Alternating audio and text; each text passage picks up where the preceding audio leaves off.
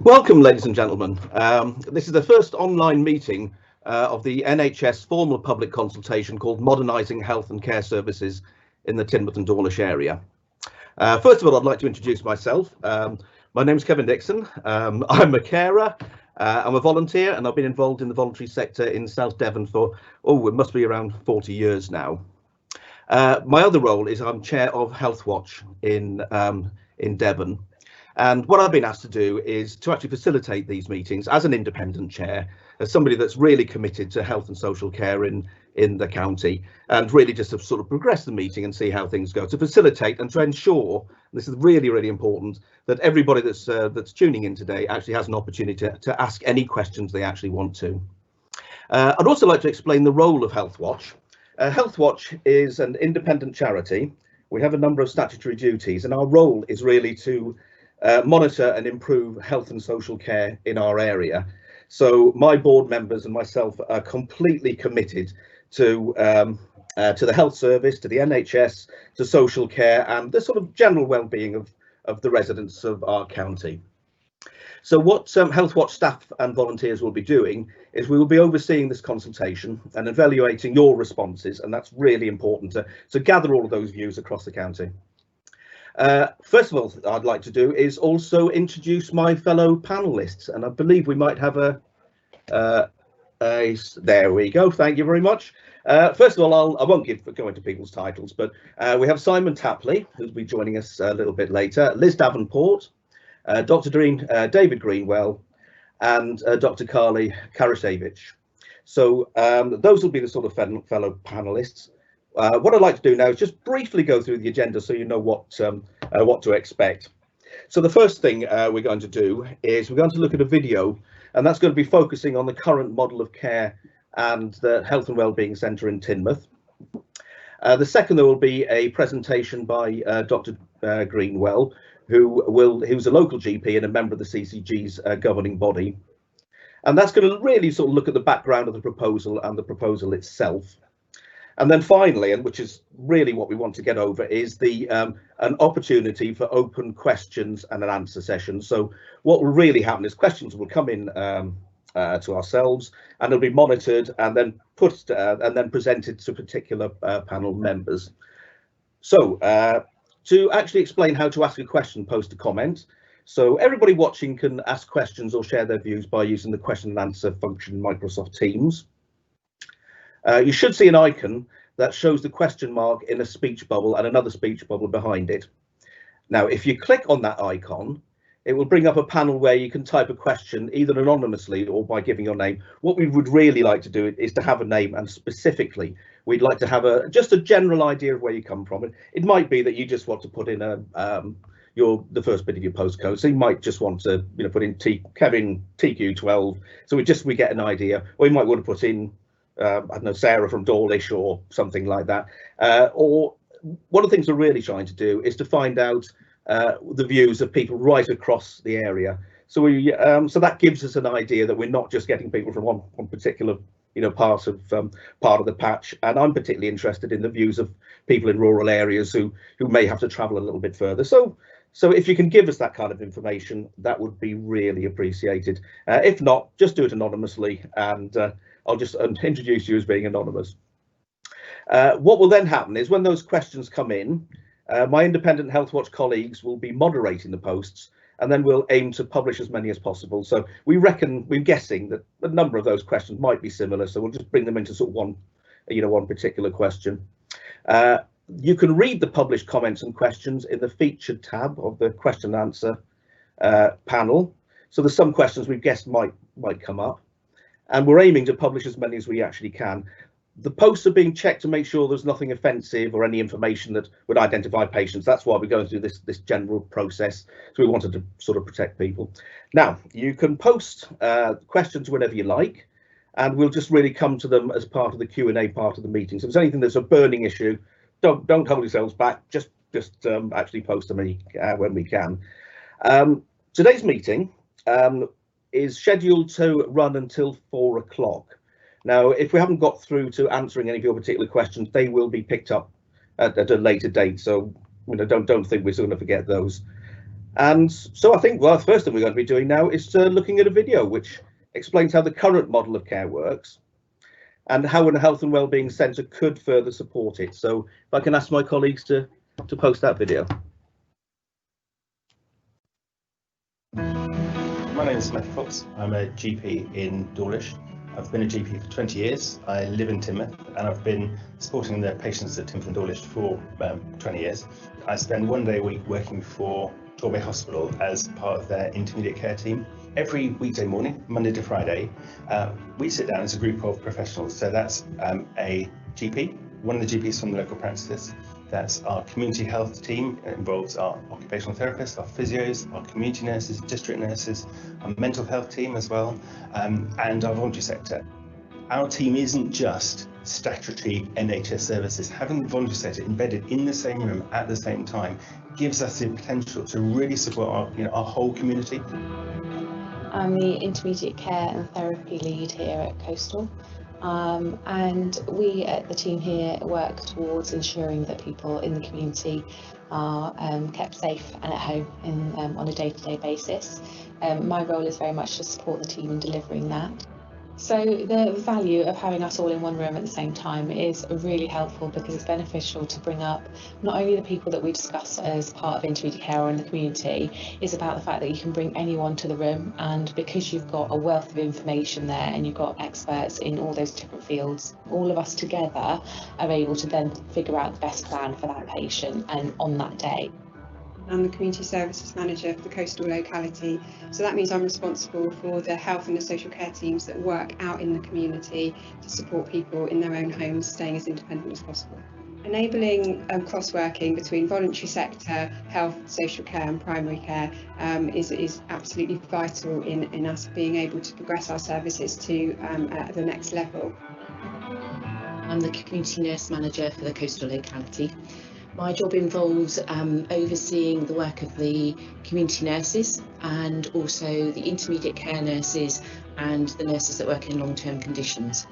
So the aim is to have an oversight over the coastal locality of patient need and matching the right nurse to the right patient.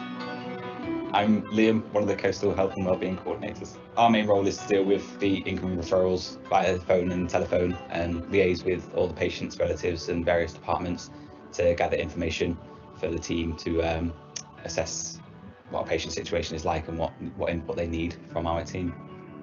Traditionally, people have thought of medicine being you go and see your GP, if you're poorly you go to hospital, when you are better you go back home again.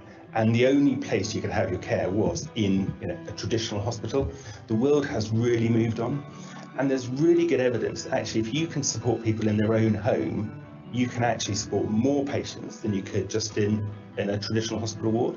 So for us, integrated care is actually how do we bring all the parts of our system together to work more powerfully on behalf of our patients. People in Teignmouth and Dawlish are being urged to have their say about the shape of future health and care services once a new £8 million health and wellbeing centre is built in the heart of Teignmouth.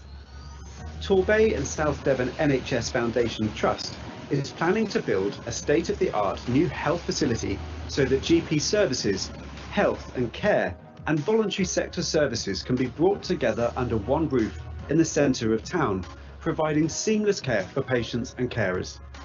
To have a centre that is actually on the level in town, a designed building that we've all been involved with, will really enable us to join up the relationships and the understanding of each other's roles and the pressures on the different areas will really help that working in terms of how we link together to support clients going forward. The Health and Wellbeing Centre would obviously be a new purpose-built building, so the room size would be government specified, there would be excellent access and good access for disabled people, which would be a considerable change to what we have now.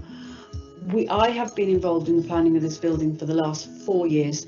We have had many meetings to discuss how it should be built, and we think the building we've come up with will provide everything that is needed to enable many multidisciplinary teams to work in the same building.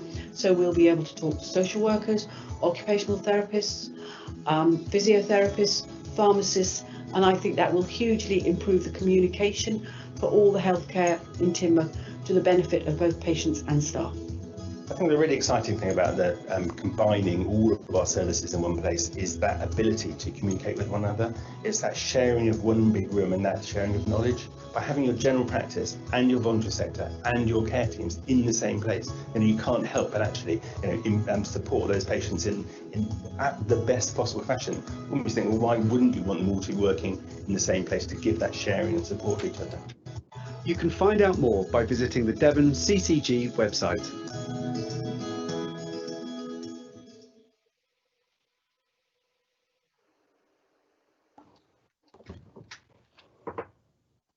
Okay, thank you very much for that.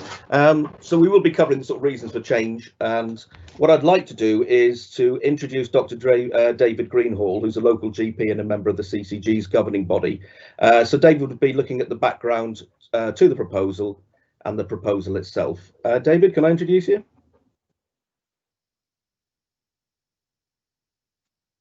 Yes, thanks very much. Good afternoon, everybody. My name's David Greenwell and I'm a GP in Torquay, in fact, but I'm also the South Devon representative on the CCG's governing body. And I wanted to really say thank you very much to everyone who's taken the trouble to attend the webinar, and really all of your views and questions are really appreciated. That's the purpose of today, and I hope we're going to stimulate your interest so that you can ask the questions that probably everybody else is thinking. So I wanted to start really by talking a little bit more about this new model of care. Teignmouth and Dawlish have over the last 4 years been a national leader in developing a way of looking after frail older people in their own homes. And the learning from your community is now being exported not only to the rest of Devon, but also to many areas across the country, with lots of interest coming in internationally as well.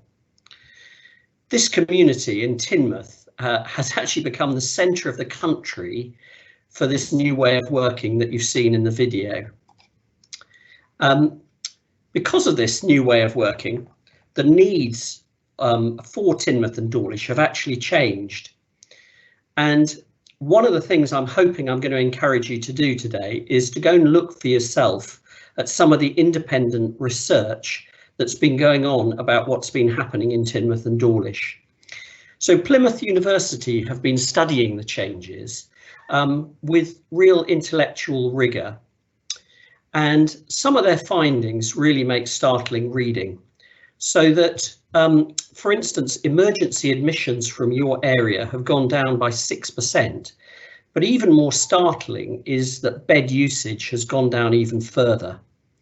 And that's because of shorter stays in hospital. So not only do fewer people go into hospital from Teignmouth and Dawlish, but they stay less time because they can get back to a well-supported environment. Teignmouth and Dawlish have the lowest rate of bed usage across Devon, the whole of Devon. They have the highest use of intermediate care in the CCG. Now, what that suggests to me, and I don't work in Teignmouth and Dawlish, is that the GPs there absolutely trust that the intermediate care team are going to look after their patients properly. That's why they refer so many. And secondly, it says that they're being effective in keeping people out of hospital. Now, why is that a good thing? Well, we need to remember that particularly older and frail people are not like the rest of us. When they go into hospital, you can measure deterioration almost from the day they go in. But particularly if they're in hospital a long time, they get a reduction in their mental functioning. They lose muscle mass, and several other body systems you can measure a deterioration simply from being in hospital. So getting people out of hospital quickly and into their own home has a positive health benefit. One of the other things that Plymouth looked at was something called the patient activation measure. Now, this is a really important thing in the way we look at modern medicine. What it's doing is it's saying, how in control do you feel about your own health? And this new system of working massively increased people's patient activation measure, degree to which they felt in control of their own health. 24% was the improvement that Plymouth measured, and I would suggest to you that that's pretty impressive.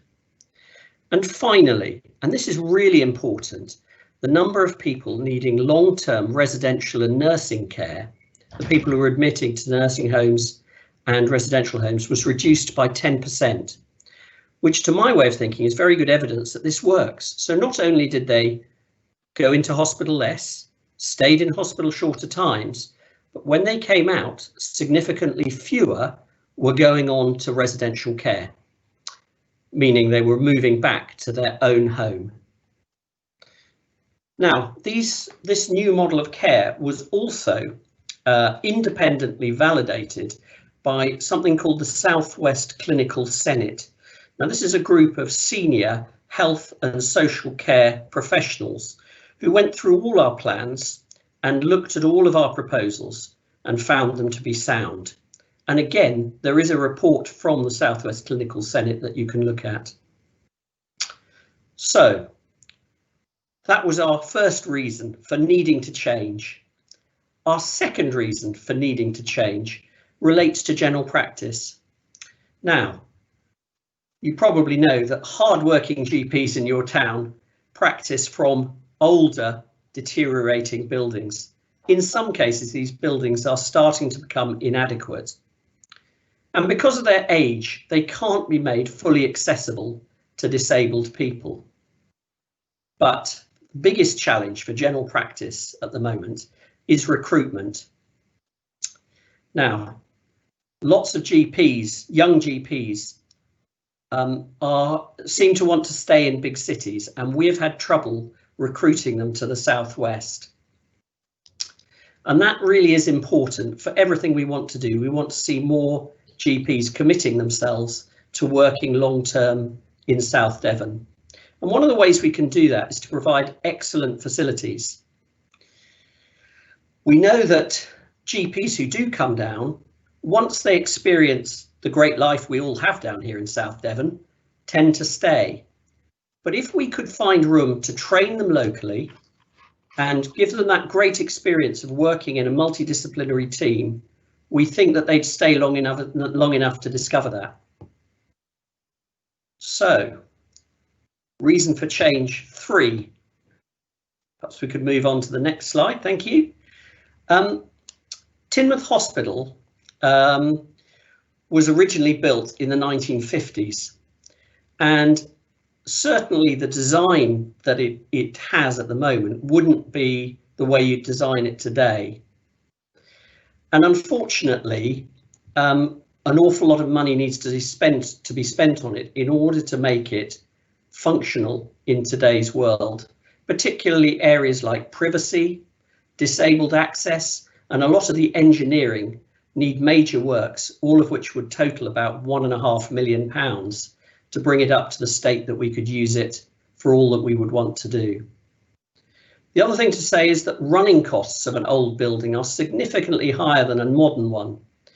And in the accompanying documents, particularly the financial documents, it's been estimated that the Health and Wellbeing Centre would be about £90,000 or slightly more a year cheaper to run. Now, also at Teignmouth Hospital, there's a day case procedures room. And again, unfortunately, it's just not up to modern standards. The room is not large enough to meet modern needs. So even if we spent money on it, it still wouldn't be suitable. On the other hand, Dawlish Community Hospital is a modern building with some spare space. And the new Health and Wellbeing Centre would give us modern accommodation for all the remaining services. Perhaps we can just move on to the reason for change 4. Thank you. So our plans also reflect national policy. And on the screen, you can see a number of major NHS documents that suggest that this is the way we ought to be moving. So these changes are in line with national policy. By the way, much of that national policy was shaped and influenced by things that have happened here in South Devon. Okay, so if we just move on to the next slide, thank you. I'd like to just also point out that this isn't the first time that we've talked to local people about our plans to move to this new model of care. And on the screen, you can see several other times we've been out and talked to people to really find out what it is that they value and want from our services. Okay, can we move on to the next slide? So what's our vision? Well, if you like, our tagline has become to provide excellent integrated services. We want to build on the success so far of integrated services, and we want to ensure the sustainability of primary care in Teignmouth. We want to help people stay well and supported when they need help, and we want to enable people to stay at home for as long as possible for the reasons I mentioned earlier. Right, let's move on to the next slide. So one of the answers, and you saw this in the video, is that we need a new health and wellbeing centre on a level site in the centre of town. And you can see an artist's impression of what that might look like. So, thank you. We have a single proposal for change. We're bringing a single proposal, but it has 4 elements. If the proposals were approved, and I say if because nothing has been decided until we've heard everybody's views, but if they were, then Teignmouth Community Hospital would no longer be needed for NHS services, and it's likely it would be sold by Torbay and South Devon NHS Foundation Trust, and the funds that were generated would be reinvested in local NHS services. So let's look at the 4 elements of our proposal. The first one is to take the high-use community clinics from Teignmouth Community Hospital and move them to the Health and Wellbeing Centre in Teignmouth, in the centre of town on that level site. And those community clinics are things like audiology, physiotherapy and podiatry. It's worth remembering that most people who use those clinics are from the Dawlish and Teignmouth area, and we're not asking them to travel extra distance. Now, if you look at the actual attendances at the hospital, 73% of the outpatient attendances would be for those clinics. So very nearly 3/4 of outpatient attendances would continue to be in Teignmouth. Just as a footnote, ENT would stay with audiology in the Health and Wellbeing Centre in Teignmouth. Okay, so the second element, element B, would be to move the specialist outpatient clinics from Teignmouth Community Hospital to Dawlish Community Hospital, which is about 4 miles away. And these are the specialist clinics you can see on the right-hand side. They only make up in total about 27% of the appointments at the hospital. And it's worth remembering that 70% of the people who attend those appointments will be coming from outside the Dawlish and Teignmouth area. You may well say, well, why? So why would people from Brixham choose to come to an outpatient clinic in Teignmouth or Dawlish? Well, it's often just that that's where the next available appointment is and they're happy to travel. But that's the situation at the moment.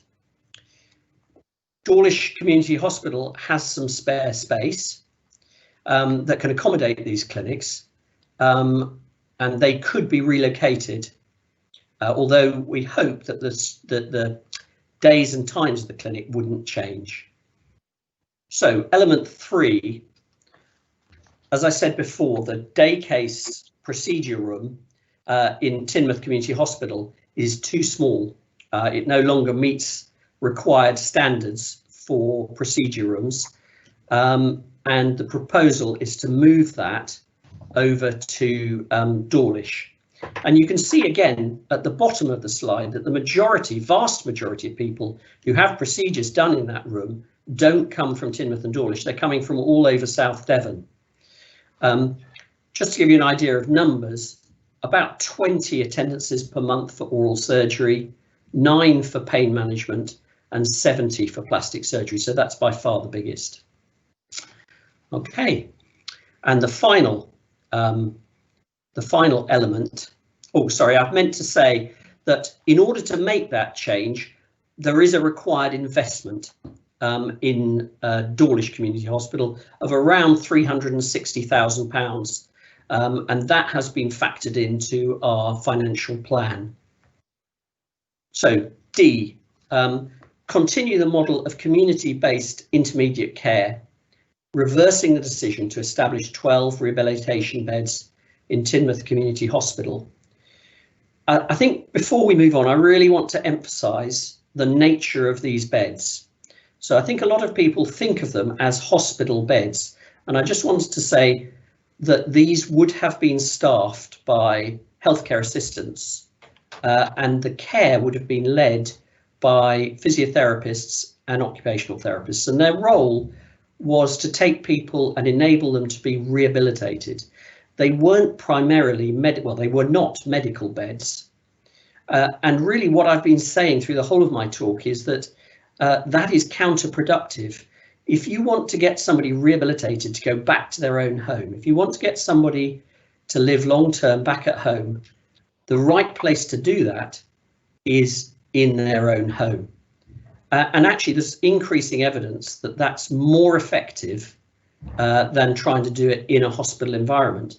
And there is a real risk that if you try to rehabilitate somebody by giving them a longer stay in a residential unit, you actually do the reverse. You institutionalize them and make it more likely that they end up in long-term care.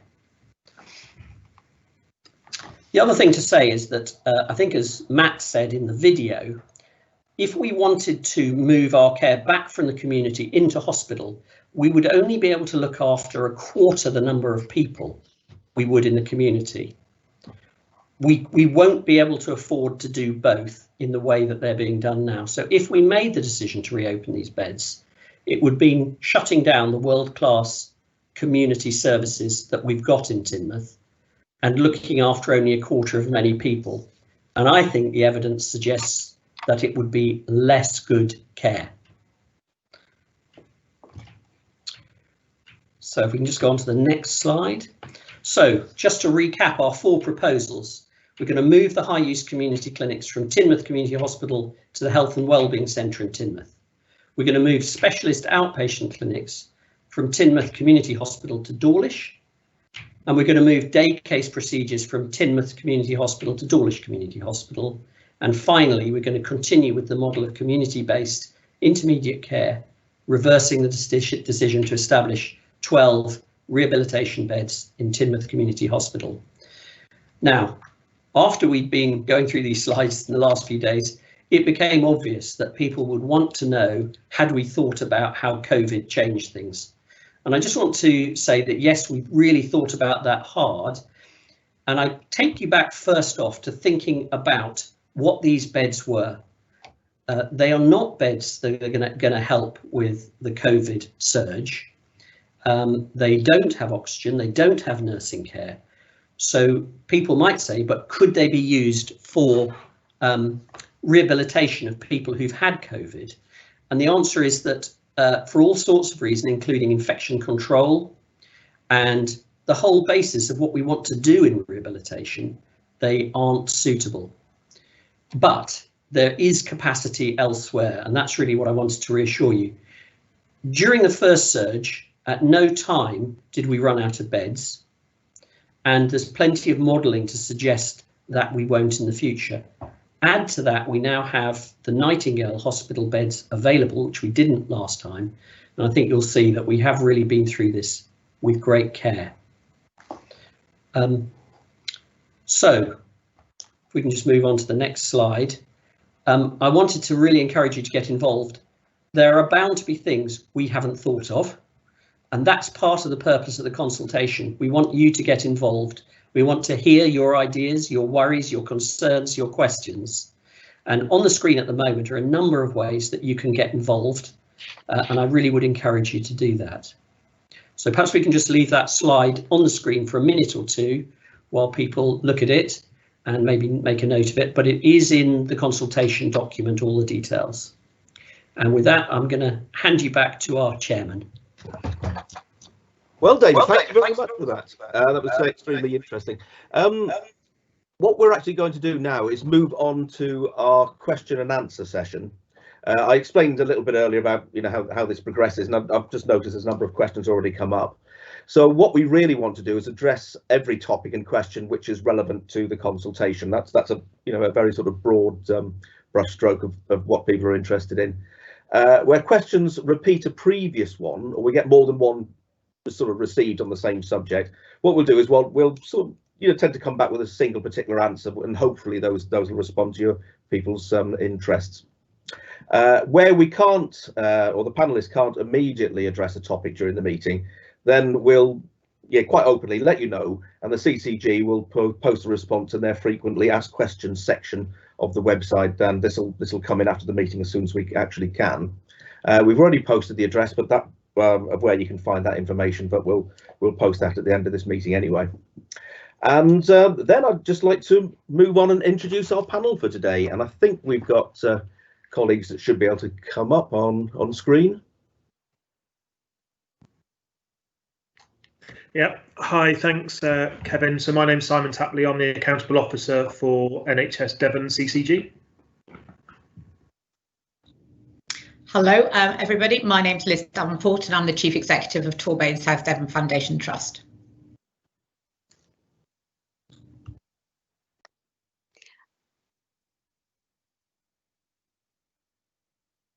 Oh, you've already met me. I'm David Greenwell, GP in South Devon and South Devon representative on the CCG board.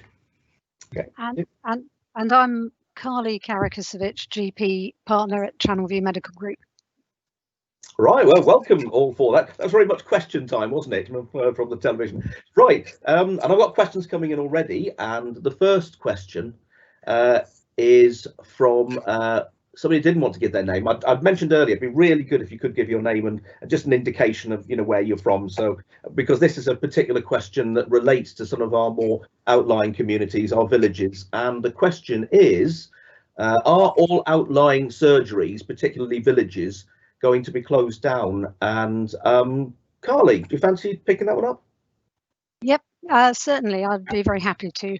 I can reassure everyone listening, both now and who see this information later, that this proposal only relates to moving premises within the town centre of Teignmouth. So that does not affect any closures of primary care premises.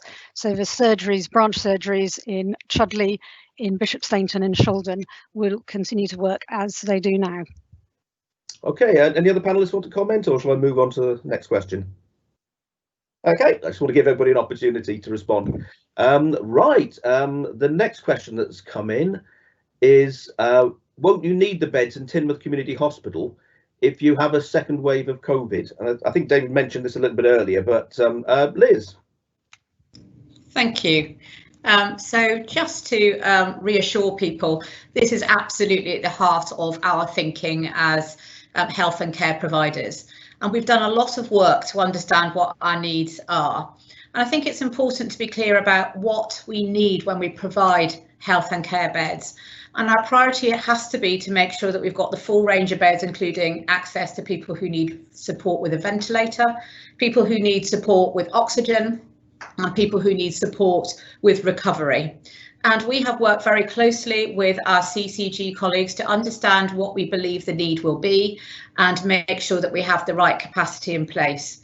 And that, with the development of the Nightingale, the enhancement of services within our acute trusts, and also looking at the possibility within our community services, we're really confident that we have the right level of capacity to meet all of those needs. And very particularly for community beds, We know that we can put an additional 18 beds in place. In fact, we can put another 6 on top of that to make a total of 24 if we need to in our community services, which means that we don't need to put any additional beds in Teignmouth Hospital. In fact, the infection control guidance that we have means that the environment in Teignmouth Hospital would not meet the stringent requirements that we have around infection control in managing COVID. Hopefully that helps answer the question. Okay, thank you very much on that. They're still coming in. This is a bit of a hot topic one. I recently did some interviews with patients actually at Teignmouth Hospital. This came up quite a lot, so I know it's a fairly common concern, and it's from TQ14. That's the area. And here we go. What patient parking will be available at this new Teignmouth Doctors building, as there is such at current Teignmouth Hospital? Because I know there's the street parking at Teignmouth Hospital, so I'm not too sure who wants to pick that one up.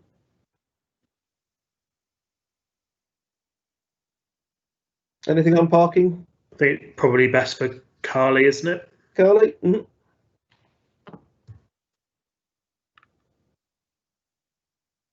Have we lost Carly? Carly, you're muted now. Have we lost the sound there? It sounds like we might do. No, I apologize. Okay. Mm-hmm. Small IT hiccup there. I do apologise. The proposed building in the centre of town is ideally situated for public transport.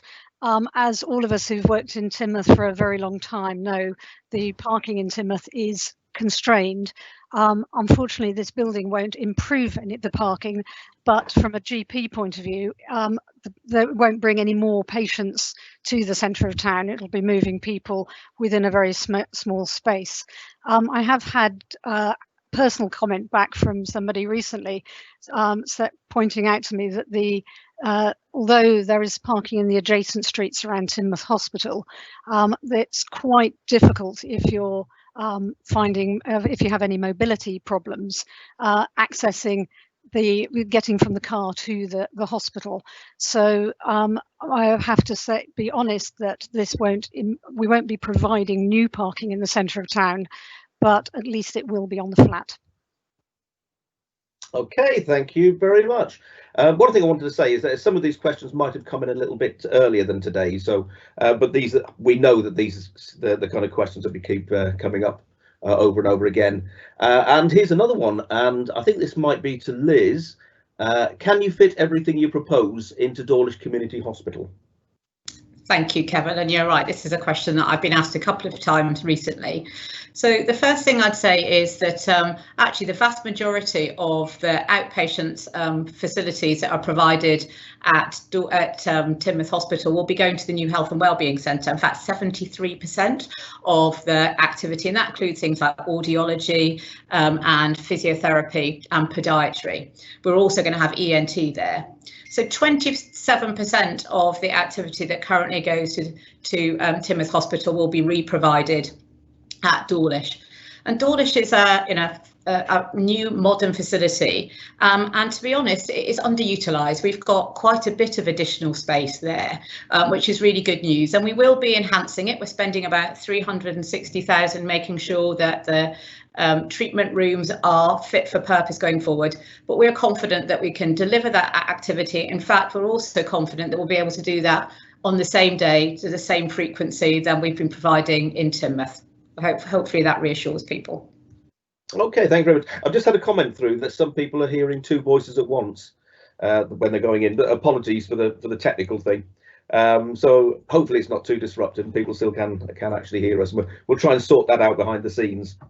Right, another question. I think they're really important with my sort of Health Watch, community and public engagement hat on. How have you involved local people in developing the proposal? And that's probably one for Simon, I think. Yep, thanks.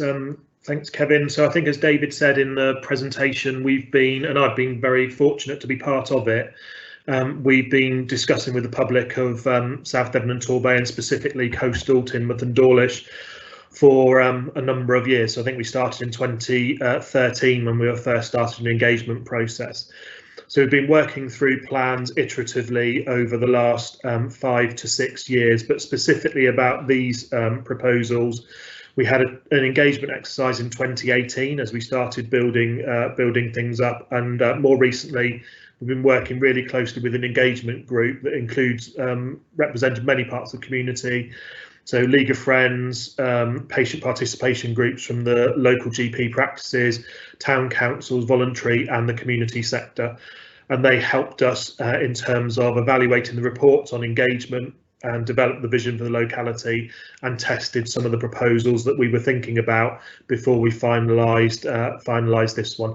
And I suppose I would add to that that when you and your colleagues produce the report at the end of this consultation, we will also go back to that group to evaluate any of the proposals and suggestions, recommendations that come through from this consultation. Okay, any other panelists want to jump in, or shall I move on? No, okay, I'll move on. Now this next one is from Joan Atkins, and I think I know Joan.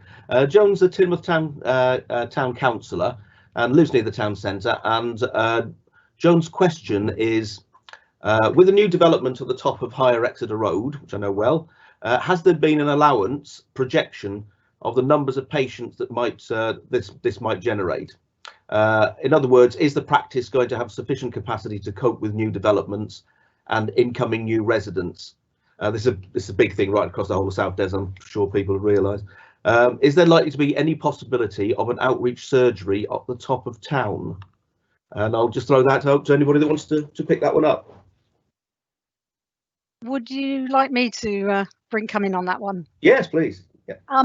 So from a GP point of view, I think there are no current plans to extend the scope of number of different buildings. We work across quite a number of buildings already, and there, as the video explained, I think very well, working in buildings together and working as one big team has huge advantage. And one of the very large benefits of developing the Health and Wellbeing Centre will be focusing the personnel in one place, but that doesn't stop us and actually encourages us to see people in their own homes when that is clinically the right thing to do. To answer the other part of the question about the size of the building, yes, there has definitely been an allowance made for expected growth. It is obviously very difficult to look into the future of how GP and community services will develop, and they're unrecognisable now, I would say, from how they were when I started over 25 years ago. But we are constantly changing and evolving, and the design of this building has been set out so that it can be used as flexibly as possible and rooms altered and adjusted as the need arises.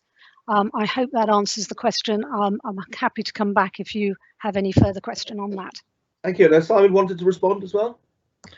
Yeah, it was only to add really the current GP practices that we've got in the town centre that are intending to move into the new surgery. The footprint will be bigger, won't it, in the new surgery than the existing ones that we've got. So I think, as Carly said, we have looked at the population projections going forward, and we have modelled the space that we need based on those projections from Public Health. Okay, thank you for that one. We've had Mark from TQ14 come in, and this is another sort of COVID one. So is locating all services into just 2 locations the correct thing to do, bearing in mind the COVID crisis and the limitation that this has placed on the NHS services in order to handle COVID positive and COVID negative patients? Liz, would this be one of you? Pick that one up? Yep, go on. Yes, that would be really helpful. Thank you. So it's a really good question, and it's definitely something that's been at the forefront of our thinking over the last few months. And my response to that would be one of the real benefits of moving to the facilities that we're recommending here is that they are modern, they're adaptable, and enable us to meet the standards around infection control and social distancing that are now very much at the heart of how we deliver care. And one of the challenges that we face in some of our older buildings, Teignmouth Hospital being one of them, is that it is much more difficult for us to maintain those standards in those sort of environments on an ongoing basis. So we believe by moving into these facilities that we are able to create that flexible response to meet the needs of our local population and meet those standards. I'd also say, part of our model is supporting people at home, and the intermediate care team, which was very much part of David's presentation, talked about the value of supporting people to access care in their own homes, and that's at the heart of the proposals that we're also talking about today. Okay, right, thank you very much. This might be another one for you, Liz. I know there's a lot of affection for the buildings, and so the question has actually come in: what will happen to Teignmouth Community Hospital? I think David might have covered a little bit of that earlier, but Liz, if you don't want to. Thank you. Of course, yeah. I will. So I think we all acknowledge that Teignmouth Hospital has been an important part of the local community and has, been an important resource. But our responsibility is to make sure that we provide services that meet the needs of the population going forward, now and into the future. And we believe that the proposals that we're putting forward today enable us to give that confidence now into the future that those services can be provided. But it's the outcome of the consultation that will determine the decision around the hospital. And if the conclusion is that we progress with the recommendations as set out here today, that we are very much in support of, then that will mean services will move out of the hospital and it will be empty. Now, if the hospital is empty, then we as a trust will progress to sell that property, but to reinvest the capital receipt from that into services in Torbay and South Devon. So it's very much part of how we continue to build our ability to meet the needs of our local population with fit for purpose buildings now and into the future. Okay, thank you very much. And we've now got a follow-up question from Mark, who was on earlier. That's Mark from TQ14. He asks, there doesn't seem to be anything in the plan regarding future services which may be required, such as cytotoxic chemotherapy outreach clinics or OPAT services. And Liz, this might be one of yours again. Can you explain what OPAT is for people listening? So if I pick up that question, so in terms of, we're talking here about specialist cancer treatment, and one of the opportunities that we really want to take forward as an integrated care organisation is to deliver as many services as close to home as possible. And we know that with some of the changes to cancer treatments, there is much more opportunity to do more of that in people's own homes and in their local community.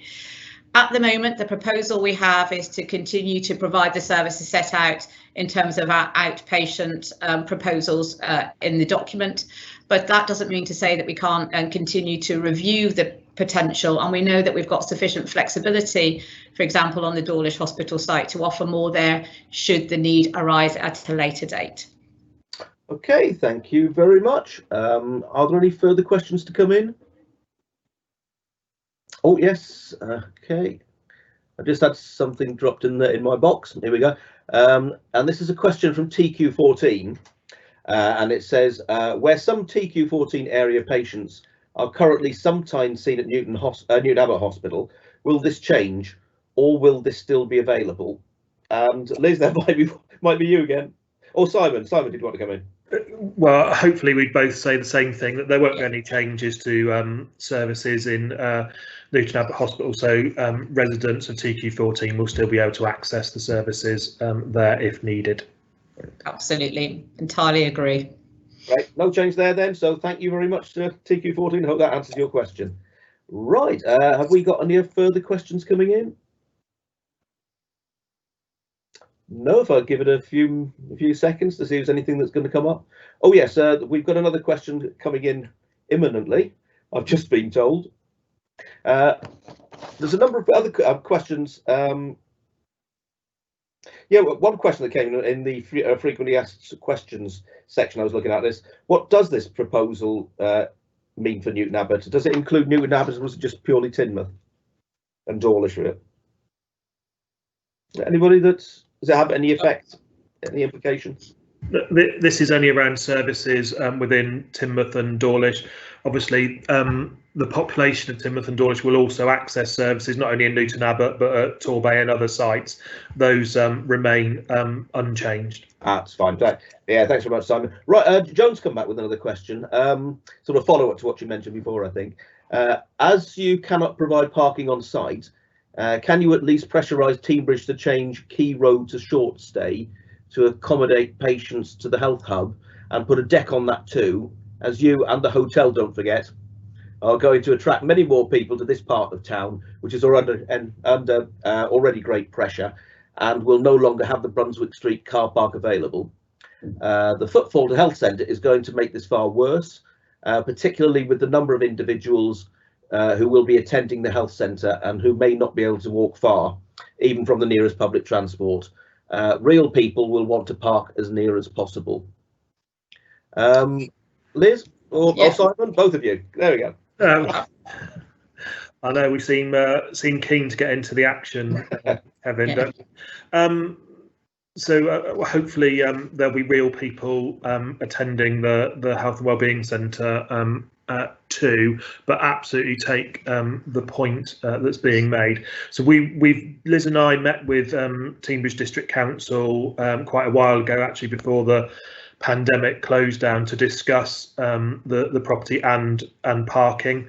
There were some options that they were looking at, and you mentioned the hotel. What we would say is that, you know, we want to be a good partner, and we will work with the district council on what are the right options for us. But it's worth remembering that we have, or up until very recently, we had 4 GP sites on in and around Teignmouth seafront and in Teignmouth town, so the footfall was there already. So we will have added some services into town, so we might see some more journeys, but as we said, public transport is available. So I think we would have to test whether it creates additional parking issues, but we will continue to work with our partners on that.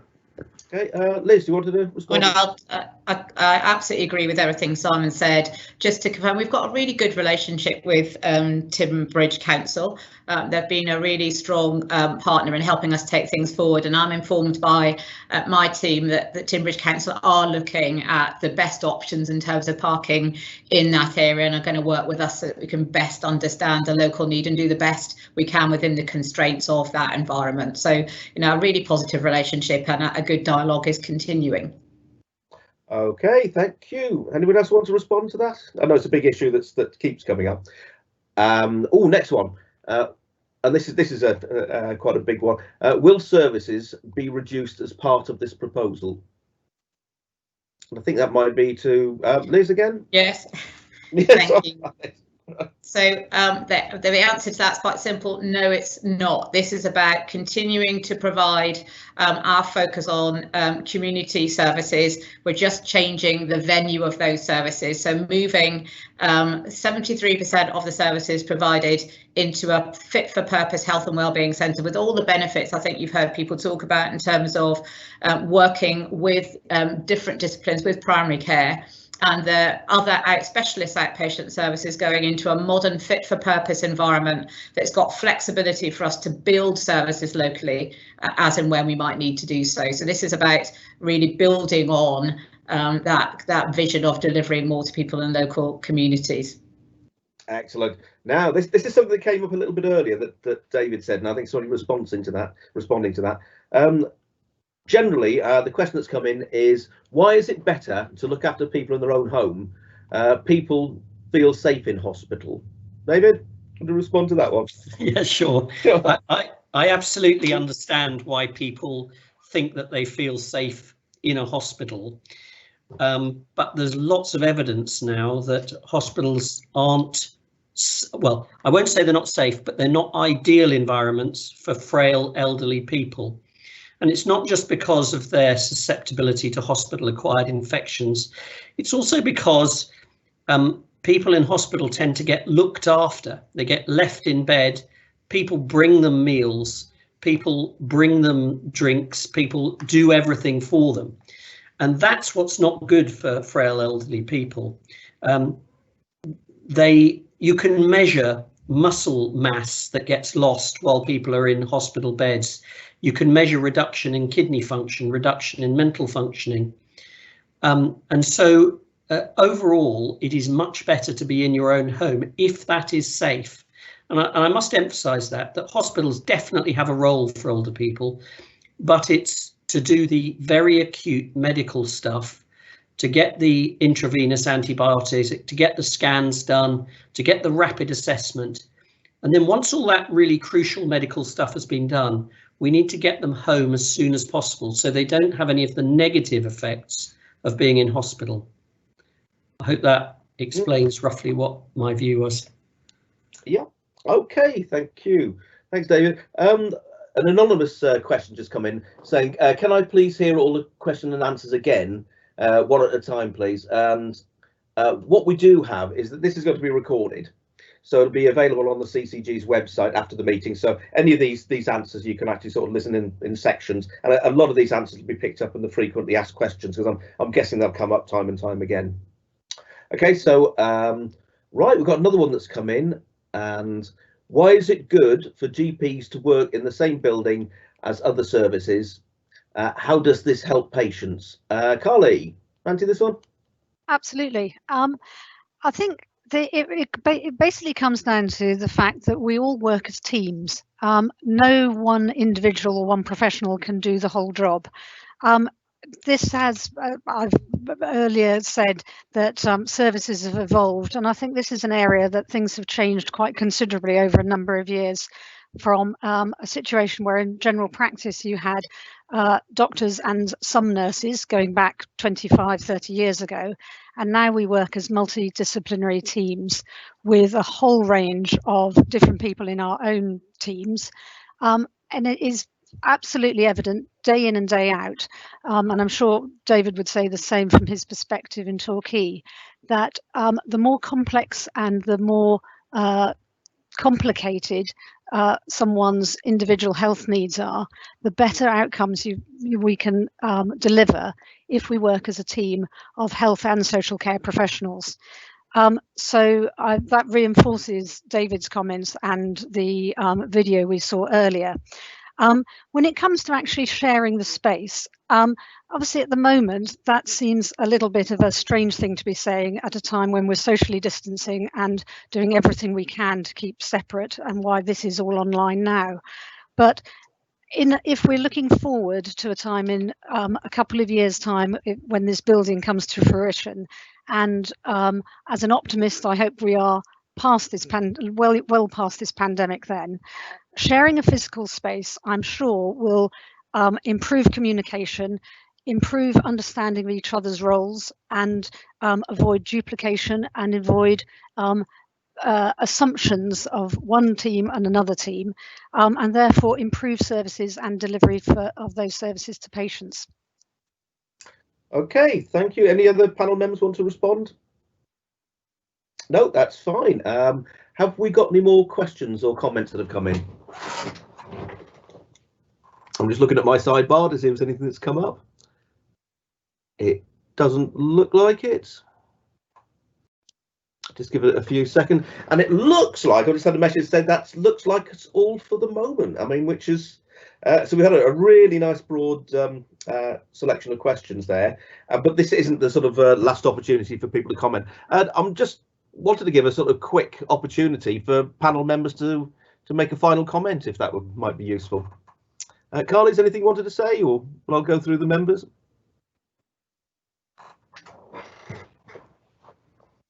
Just before I close the meeting. Apologies. No. I think the thing I would say, as this is the first of 6 public online meetings, is to encourage everybody, both in Teignmouth and Dawlish and the wider community, to contribute to this consultation. We normally would be putting posters up and handing out leaflets in our surgeries. Obviously the footfall through our surgeries is very small at the moment and needs to stay that way for safety. So it's a plea for everyone to become involved and to contribute to this consultation. Thank you. Okay, and having said there's no more questions come in, I've just had one that's come in. So before I sort of give Liz, Simon and David a last chance to make a comment, we've got a comment that's just come in from Sharon Martin, who says, let's see, I did email this question but thought I'd ask it on here anyway. It relates to parking, again, which I knew would be an issue. Has any consideration been given to underground parking in the new build? Obviously, this needs to be considered at the outset, and if incorporated, would ensure that rather than adding to parking problems in the town, would actually assist the situation. In my email, I also made the point that if one of the main focuses of the new centre is to improve recruitment of GPs, this would also be a consideration if they and other members of the staff can park easily at the start of their working day. So, right, who wants to deal with the underground parking question? Yes, Liz? I can pick up a list because I've been advised by one of my colleagues. So I understand the design of the building includes some parking on the ground floor underneath the building, but that the option of doing a basement level car parking is not possible because of the fact that we're very close to the sea, and therefore the water table would prevent that being a possibility, and it would be very expensive, and it would be at risk of flooding. Okay, Simon, did you want to? I think you had your hand up. Exactly what Liz said, because we had discussed it originally with Teignmouth District Council, and that was the response we got. Okay, thank you very much. Yep, sorry. Yes, Carly. Just the comment from the questioner asked about helping staff in recruitment. Actually, working from a purpose-built building and working in modern premises are the things that seem to make a huge difference to the team. At the moment, we don't have wonderful parking. We all park at various places and walk to our current premises. And I don't think that is terribly high up the list of priorities for staffing or recruitment. But I greatly appreciate the sentiment. Thank you. Okay, thank you very much. And I'm guessing that's probably the end of the questions. And I'll just go, Liz, did you want to sort of finish off with any final comment? Yeah, thank you. And I would echo what Carly said. I think it's really important that there's people engage and give us their feedback through this process. It's a really important way of us understanding local views and thinking about how we take services forward. I would highlight that the coastal area, Teignmouth and Dawlish, have really made a really big difference in the approach to the services that they have delivered and made a real difference to local people. And I would encourage people to look at some of that evidence, particularly around our ability to support people to remain at home, but also the improved outcomes for those people as a consequence of the way that we've been working in the last few years. Thank you. Thank you very much. And having said that was the last question, I've had another one in. I'm not going to stop this because this is great when people start coming in. So, right, anonymous one. What about the Teign estuary point of view? Does that make sense, Simon? Yeah, so Carly may wish to come in on this too. So Teign Estuary is a small practice in Teignmouth, which also has a branch site at Sholden. We've had discussions with them a couple of times, and like I say, Carly may want to come in. They've decided at this point in time they don't wish to move to the new site, was my understanding. There are various reasons which it wouldn't be appropriate for me to go into, but it's nothing to do with service provision. It's more to do with other factors of the partners that work there. But Carly, would you like to come in? Absolutely. I think it's important to remember that the Health and Wellbeing Centre is a provision for the whole of the coastal patch, so that's Teignmouth and Dawlish.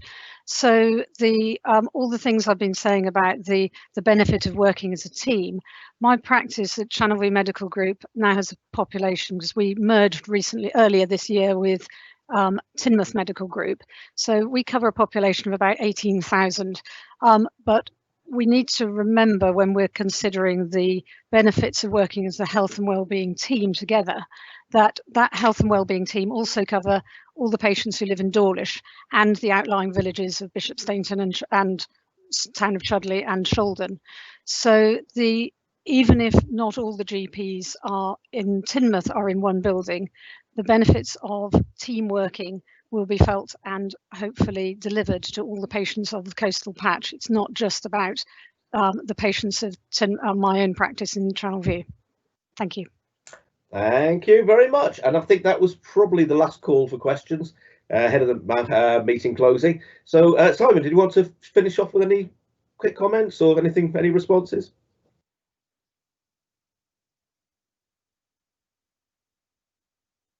You might be muted.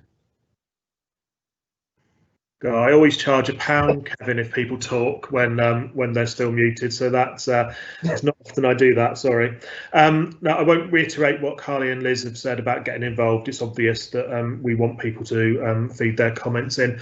I suppose my reflection is just about when we started this journey in 2013, health and care services looked very, very different. And as we've worked through and iterated things, the evidence that's come forward, particularly around the coastal model that Dr. Matt Fox talked about in the video, has changed tremendously. So I think it's really quite important that we make sure that we continue to evaluate and evolve and keep coming back and talking to the public about what new evidence is there and what service and shape things should look like. So it was just really that let's make sure we keep the dialogue open. Excellent, thank you very much. David, final comments? I think people have probably said everything, but I just wanted to say, do feel proud of what's going on in your town. I mean, it really is cutting edge, and people from around the country keep popping down here to see what's happening. This is, you know, something that as a community you can feel proud of. It is groundbreaking work, and it is very much setting the evidence for the rest of the country. So do feel proud of what's going on here. Thank you very much, everybody. I'll well, sort of bring the meeting to a close. I just wanted to say, well, thank you personally. I think that's been terrific. I'd like to thank everyone who's taken the time to join us today, all the residents, elected members, the people who are really committed to health and well-being in our community. Particular thanks go to the panel for the insight on their information today, and also to all the people behind the scenes, all the volunteers that have helped from Health Watch, and also from the CCG staff who have been busily trying to make me IT literate over the last week or so. So that's one thing. I hope you found the session interesting and useful in coming to a view about the CCG's proposal. And please, as everybody has said, share your views. There are lots of ways of doing it. And I don't know whether we had a final slide just to remind people. There we go. So it's reading the consultation document, which has now gone to 16,000 households. I had mine the other day, and I've spent the last week sort of mailing out, you know, the quite large booklets to let people know, encourage people to be involved. There's thousands more leaflets have gone off across the area. Fill in the online survey of the consultation document. And if you do have community meetings, and I know lots of people do, there's hundreds, possibly thousands of community groups across our patch. So you know, get in touch if they'd like more information from us, and we might be able to present the proposal. Join those online meetings, and this isn't the only one. This is just the first out of I think about 6 of them. Request a telephone call if you haven't got access to internet. We need to make sure that people aren't digitally excluded, and we can help on that. And also from my my Health Watch volunteers and staff, get in touch if we can help. If you have any problems about filling in forms or filling in the questionnaire or accessing, or just want to tell us what you feel and what you believe, just do get in touch, and we're extremely interested in finding out what you say. You've got the Devon CCG website there, we won't repeat, and there is our email address, and there's our telephone message. So yeah, I just want to finish off. I've thoroughly found that enjoyable and interesting. So once again, everybody, thank you for being involved. Keep involved, keep letting us know, and again, thanks for colleagues and residents for helping to make health and social care across Devon as good as it possibly can be. Thank you very much, everybody, and have a great weekend. Bye bye.